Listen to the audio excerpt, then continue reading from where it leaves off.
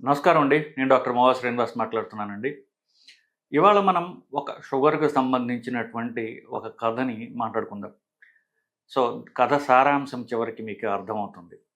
ఒక 42 ఏళ్ల ఆవిడ ఈ మధ్యనొచ్చారు. ఆవిడ కొన్ని సంవత్సరాలుగా షుగర్ ప్రాబ్లమ్‌తో మందులవి వాడుతున్నారు. కొంచెం ఎక్కువ బరువు గూడా ఉంటారు.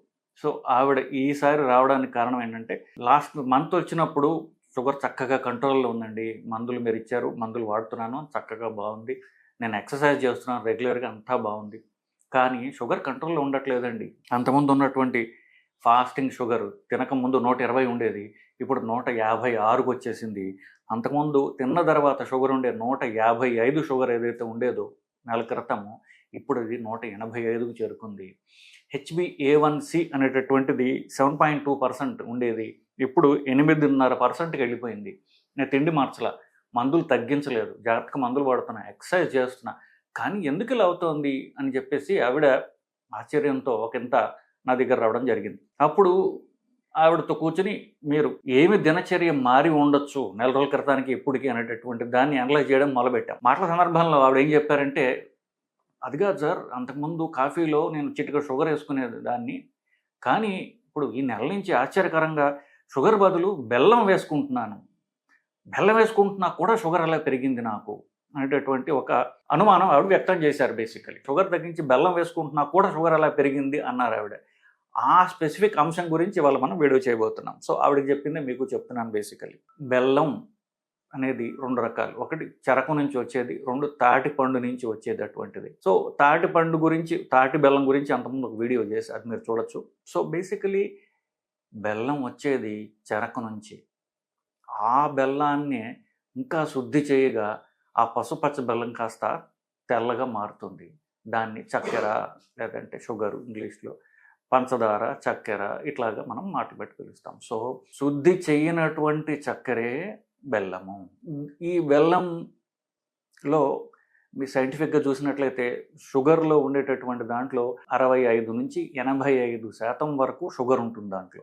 మిగతాది ఇంప్యూరిటీస్ ఉంటాయి. అందుకే తెల్లగా కాక పసుపచ్చగా ఒకంత నల్లగా కూడా ఉండొచ్చు గాక. ఇప్పుడు ఈ దీంట్లో ఉండే పదార్థం చూసుకుంటే దాన్ని సుక్రోజ్ అంటారు.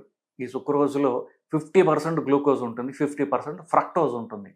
సో ఒకవేళ మీరు షుగర్ గానీ, చక్కెర గానీ, బెల్లం గానీ తిన్నట్లయితే మీ షుగర్ పెరుగుతుంది చూసారా? అది సగమే. ఎందుకు? ఈ పదార్థంలో ఉండేది 50% గ్లూకోజ్, 50% ఫ్రక్టోజ్ అని దాన్ని మీరు మెజర్ చేయట్లా. ఫ్రక్టోజ్ మెజర్ చేసే ల్యాబ్స్ లేవు. అంటే అర్థం ఏంటి? యాక్చువల్‌గా మీకు జరిగే డ్యామేజ్ దీనికంటే డబుల్ ఉంటుంది. బెల్లం గానీ, షుగర్ గానీ ద్వారా వచ్చేటటువంటి పెరుగుదల, షుగర్ ఏదో పెరిగిందో ఇప్పుడు ఎగ్జాంపుల్‌లో చూసాం కదా! యాక్చువల్‌గా దానికంటే డబుల్ ఎక్కువ శరీరంలో ఉంటుంది. రెండోది మనం మెజర్ చేయట్లా. మనం గ్లూకోజ్ ఒకటే మెజర్ చేస్తున్నాం. ఫ్రక్టోజ్ మనం మెజర్ చేయడం లేదు. So coming back to the point. ఇప్పుడు మనం బెల్లం గురించి మాట్లాడుతున్నాం. సో మనకు జనరల్‌గా నేను మందులు రాసినప్పటి ఏదైనా సరే మందులు గానివ్వండి, ఒక హెల్త్ పరమైనటువంటి సలహా ఇచ్చినప్పుడు అందరికి జనరల్‌గా మనసులో ఎలా ఉంటుందంటే, న్యాచురల్‌గా ప్రకృతి పరంగా వచ్చేటువంటి పదార్థాలన్నీ కూడా ఎంతో ఆరోగ్యకరమైనవి. ఈ మందులన్నీ కూడా కృత్రిమమైనవి, ఆర్టిఫిషియల్‌గా తయారు చేసే కెమికల్స్ హానికరం. మందులు ఎక్కడైతే ప్రాకృతికంగా వస్తాయో, ఫర్ ఎగ్జాంపుల్ ఆయుర్వేదం కానివ్వండి, ఇట్లాంటి వాటిలో వచ్చేవి ఎంతో సేఫ్ అనేటటువంటి ఒక నమ్మకం అంటూ ఉంది. సో ఇప్పుడు న్యాచురల్‌గా వచ్చేవేమిటి అని మనం చూసినట్లయితే, ఇప్పుడు మీకు తెలుసు ఉప్పు న్యాచురల్‌గా వచ్చేదే కదా! కృత్రిమంగా తయారు చేస్తున్నారు. బట్ యాక్చువల్ సముద్రం ఉప్పు ఉప్పే కదా! రాక్ సాల్టే కదా! హిమాలయన్ రాక్ సాల్ట్, హిమాలయాన వచ్చినటువంటి బండల్లో వచ్చినటువంటి సాల్టే కదా! మరి ఉప్పు తింటే షుగర్ పెరగదా? ఉప్పు తింటే మరి కిడ్నీకి హానికరం కాదా? మరి అలాంటప్పుడు న్యాచురలే కదా! ఆల్కహాల్ న్యాచురల్‌గా తయారు చేసిందే కదా! ఆల్కహాల్ తయారు చేసే పదార్థాలు ఏంటి? బేసిక్‌లీ కార్న్, అంటే జొన్నల నుంచి వస్తుంది, లేకపోతే గోధుమల నుంచి వస్తుంది. గోధుమలు, జొన్నలు ప్రకృతి పరంగా వచ్చినవే కదా! మరి ఆల్కహాల్ శరీరానికి డ్యామేజ్ చేస్తుంది కదా! పొగాకు మొక్కే కదా! మరి మొక్క నుంచి వచ్చే దానివల్ల హార్ట్ అటాక్‌లు ఎందుకు వస్తున్నాయి? క్యాన్సర్‌లు ఎందుకు వస్తున్నాయి? మరి న్యాచురలే కదా! ఇంకా చెప్పుకోపోవచ్చు. ఇప్పుడు గంజాయి ఉంది. గంజాయి న్యాచురలే కదా! అది కూడా ఆకే కదా! సో ప్రకృతి పరంగా అన్నీ కూడా నాకెంతో మంచి చేస్తాయి. ఇవన్నీ కెమికల్స్ అనేటటువంటి నమ్మకం ఉన్న వాళ్ళకి చెప్తున్నా. అన్నీ ప్రకృతి నుంచి వచ్చేవే. మంచి చేసేటటువంటి మీ దృష్టిలో ప్రకృతి నుంచి వచ్చేవన్నీ మంచి అని నమ్మేవాళ్ళు ఉన్నారో, ఈ మందులు కూడా న్యాచురల్ సబ్స్టెన్స్ నుంచి తయారు చేసేవే. అవి ఎక్కడి నుంచో వేరే ప్లానెట్ నుంచి పుట్టుకుని రావట్లేదు కదా, అన్నీ మన నేచర్లోంచి తీసుకునే తయారు చేస్తున్నారు. కొన్ని ఎక్కువ దాన్ని ప్యూరిఫై చేస్తున్నారు, దానిలోంచి మందుని ఎక్స్ట్రాక్ట్ చేస్తున్నారు, కొన్ని ఇంప్యూర్గా ఉన్నాయి. సో న్యాచురల్గా పదార్థాలన్నీ మంచి అనుకోవటం అనేది అది ఒక అపోహ మాత్రమే. Coming back to the point, ఇప్పుడు నాకు షుగర్కి ఒక సబ్స్టిట్యూట్ బెల్లం అనుకోవడం, తాటి బెల్లం అనుకోవడం, ఈ రెండు కూడా ఒక అపోహ మాత్రమే. ఇది శుద్ధి చేయబడింది, అది శుద్ధి చేయబడనిది. సో ఇంకా మీరు చూసినట్లయితే బెల్లంలో ఈ పసుపు రంగులో ఉండేది ఏదైతే ఉంటుందో అది శుద్ధి చేయనటువంటిది షుగర్ పదార్థం అనుకుందాం. మరి నలుపు ఎందుకు ఉంటుంది దాంట్లో? నలుపు ఎందుకు ఉంటుందంటే వాళ్ళు బెల్లం తయారు చేయడానికి వాడేటటువంటి పాత్ర, పెద్ద పెద్ద ఇనప డేగిజాలు వాడతారు, ఇంత పెద్ద పెద్ద ఇనపవి. దాంట్లోంచి ఉన్నటువంటి ఆ పాత్రలో ఇనుము దీనికి పడుతోంది.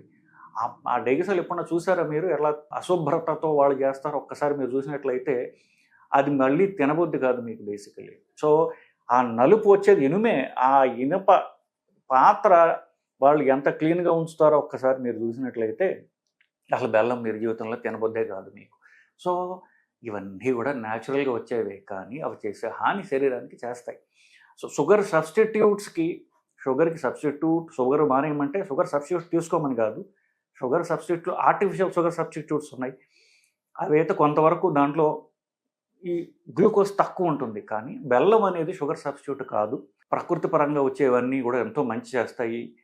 నేను న్యాచురల్గా ఉండేటటువంటి మందులు తీసుకుంటాను, అవి ఆయుర్వేదం కావచ్చు, ఇంకేమైనా కావచ్చు అనుకోవటం అనేది అపోహతో కూడినటువంటి ఒక నమ్మకం మాత్రమే అని తెలియజేయడానికి ఈ వీడియో యొక్క సారాంశం.